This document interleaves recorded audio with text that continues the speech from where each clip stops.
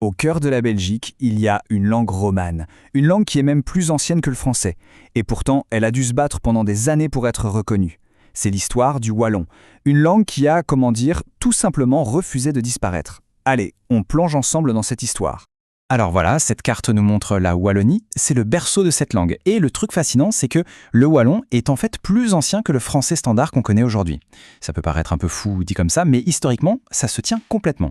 Et voilà la grande question.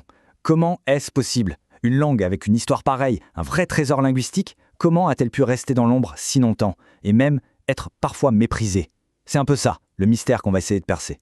Bon, pour bien comprendre le wallon, il faut faire un petit voyage dans le temps. On retourne à l'époque de la Gaule belgique, au moment où les légions romaines arrivent.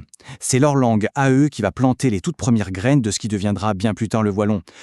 Et ça, c'est un point vraiment essentiel.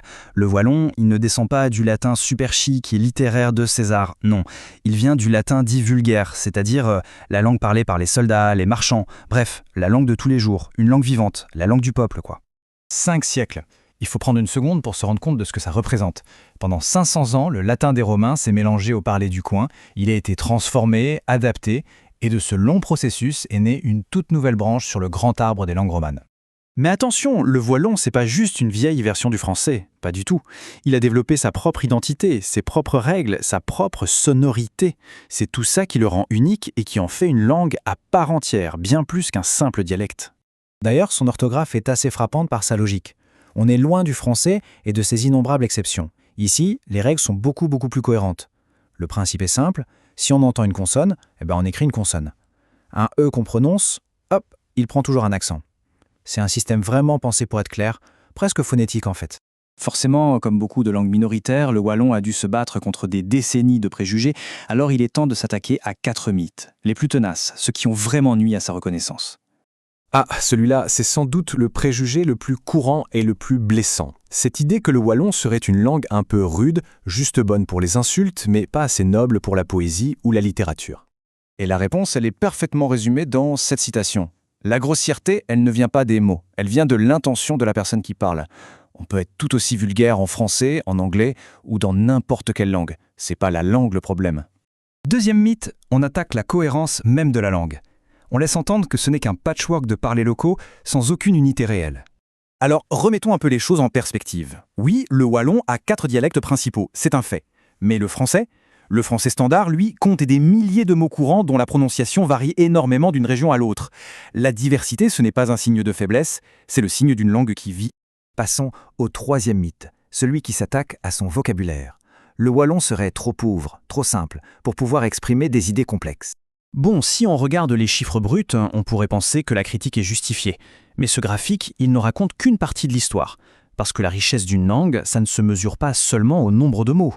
Non, la véritable richesse du wallon, elle est ailleurs, elle est dans sa précision. Prenons un exemple tout bête, la neige. En français, on a un seul verbe, neiger, point. En wallon, il y en a plusieurs et chacun décrit exactement comment la neige tombe. Ça, c'est une richesse qualitative, une qui montre une connexion bien plus profonde à l'environnement et à toutes ses nuances. Et enfin, le dernier mythe, le plus pragmatique peut-être, le plus courant aujourd'hui. À quoi ça sert d'apprendre une vieille langue régionale à l'heure de la mondialisation ? Eh bien, loin d'être utile, le wallon, c'est un vrai outil pour le cerveau. Ça aide à apprendre d'autres langues, ça permet de mieux comprendre d'où vient le français, avec toutes ses bizarreries. Et puis, ça muscle l'esprit, ça renforce l'agilité mentale, en habituant le cerveau à jongler entre 2 systèmes linguistiques. Ce sont des avantages très concrets, même dans notre monde moderne. Et après des décennies de lutte contre tous ces mythes, arrive enfin le moment de la reconnaissance officielle. C'est un vrai tournant dans l'histoire de cette langue, et tout s'est joué sur le terrain des dictionnaires. Il faut savoir que pendant très longtemps, une des plus grandes références de la langue française, le dictionnaire Le Petit Robert, a lui-même perpétué une erreur historique dans sa définition du wallon. La voici, cette ancienne définition. Dialecte roman français, le mot qui tue, c'est dialecte. En le définissant comme ça, on le subordonnait au français, on lui refusait son statut de langue à part entière, avec sa propre histoire, sa propre légitimité. Et il a fallu la détermination d'un homme, le professeur Michel Francard, pour que ça change. En 2009, il a mené une vraie bataille linguistique pour corriger cette injustice. Et voilà le résultat de son combat. Le mot dialecte a tout simplement disparu. Le wallon est enfin officiellement reconnu comme une langue romane. Ça peut paraître juste un mot qui change, mais symboliquement, c'est une victoire immense. Toute cette histoire du wallon nous amène à une question plus large, en fait. Pourquoi est-ce que c'est important? Pourquoi on devrait se soucier de la survie de ces langues? En quoi ça nous concerne tous?